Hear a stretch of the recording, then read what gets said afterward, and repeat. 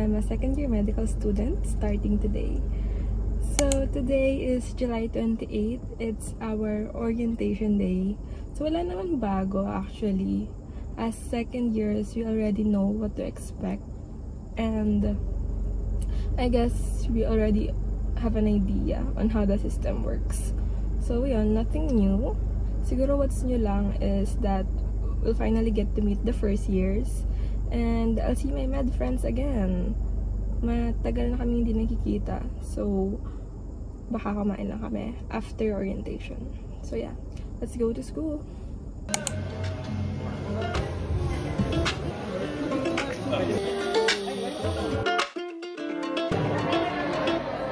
Walked over, joined in the line. Jaw dropped, you wearing all white. Wonder when you got so fine. Yeah. Said hi and asked what's been up.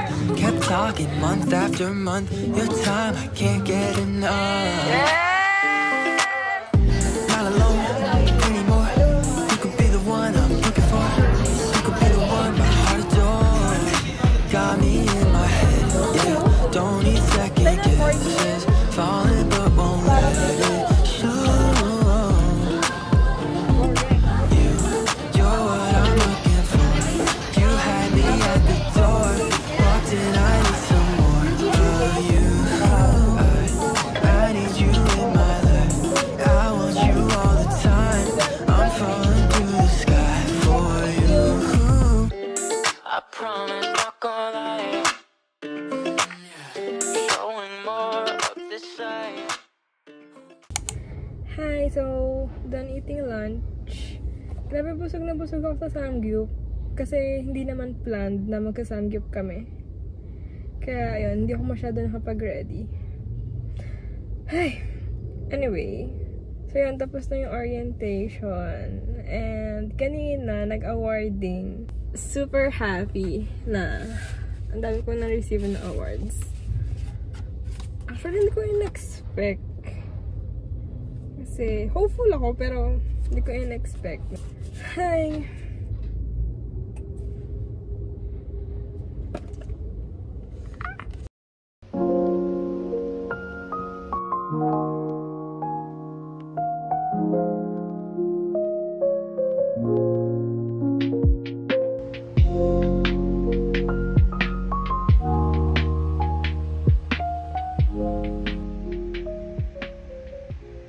Quick study break. So, bumili kasi ako nito. It's a DIY notebook for my notes. I also have this. Kasi dati, yung notes ko is piniprint ko siya sa A4 na paper. Tapos, ilalagay ko pa siya sa file sheet para malagay ko siya dun sa binder ko. So, ito yung example. Ayan, ganito yung dati kong notes. And medyo hassle kasi kailangan ko pang bumili ng file sheet. And kadalasan nang ubusan ako. So, naisip ko na gawa na lang ako ng DIY notebook para diretso ko na siyang ipiprint sa sheets na ganito. So, yan. So, ngayon, isa-set up ko lang tong notebook na to. I'll show you.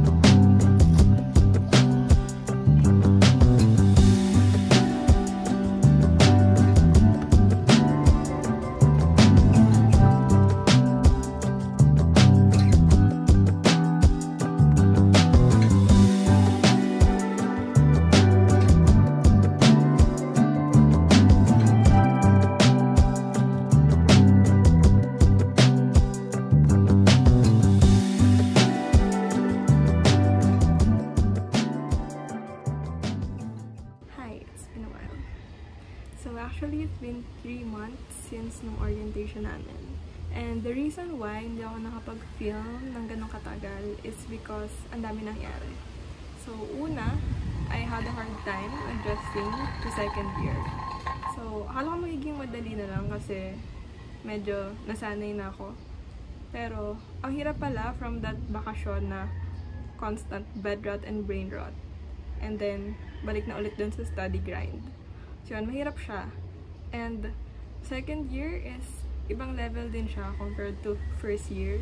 The second year books are so long. Sobrang daming pages compared to first year books. So, time-consuming siya.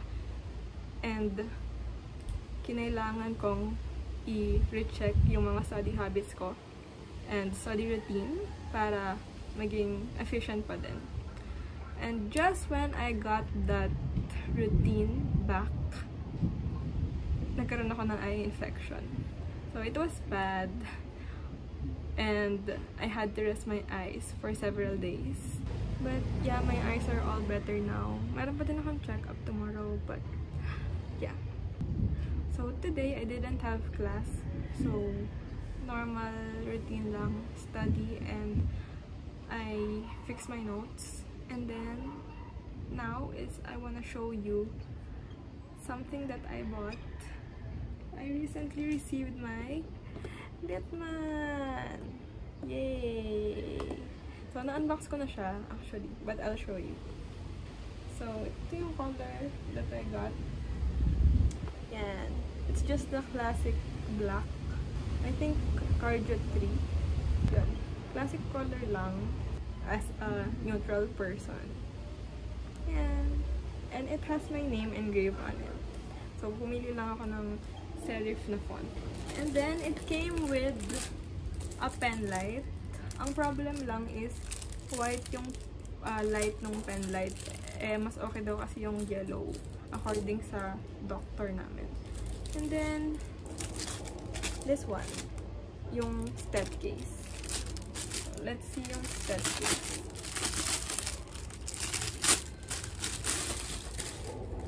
It's like this. Ang laki ng brand. Then, ganito siya. Sa loob. Ayan. So, you just put your stat here. And then, you can put other things here. So, yun lang. And, alis pala ako ngayon.